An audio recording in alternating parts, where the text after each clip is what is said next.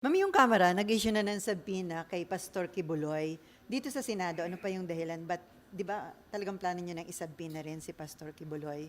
At do you think kapag sinubpoena siya, haharap na siya? Dahil may statement siya na hindi siya haharap dito sa Senate hearing, sa korte lang daw siya haharap. Well, yung pagsabpina ng House kay Pastor Kibuloy, ayon din sa kanilang rules at bagamat sa ibang paksang investigasyon. At dito sa Senado ay well within din kami, ang aming mga komite, na mag-exercise ng ganyang kapangyarihang magsabpina, lalo na't kung ang isang inimbita ay hindi lang sa isa, kung hindi sa dalawang imbitasyon ng DEDMA, ng imbitasyon ng komite. So, gaya ng nabanggit ko ay mayroon talagang subpina ang komite at ni-request ko at nire-request yung usually ministerial lamang na pirma ng Senate President. Yung una nga, Miss Sally, mga kasama, mas maaga sana yung aming susunod na pagdinig.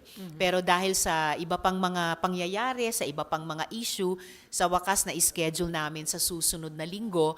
So, kumbaga, nagkaroon pa nga ng pagdaan ng ilan pang panahon.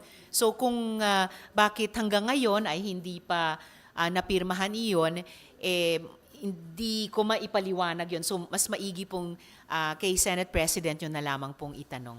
Pero wala naman po na nag-e-effort na pigilan na kayo sa pagpapatuloy dito sa investigation kay Pastor Kibuloy. Wala naman, no? Pero syempre, yung hindi pagharap ng isang pangunahing testigo ay isang pag-delay o kalaunan, pag-obstruct sa investigasyon. Lalo na kung sinabi pa nila na kahit may subpoena, hindi sila haharap, ay mag-ingat po sila dahil kasunod ng subpoena ay may iba pang kapangyarihan ang Senado para i-compel yung pag-appear at pagsagot sa tanong ng isang testigo.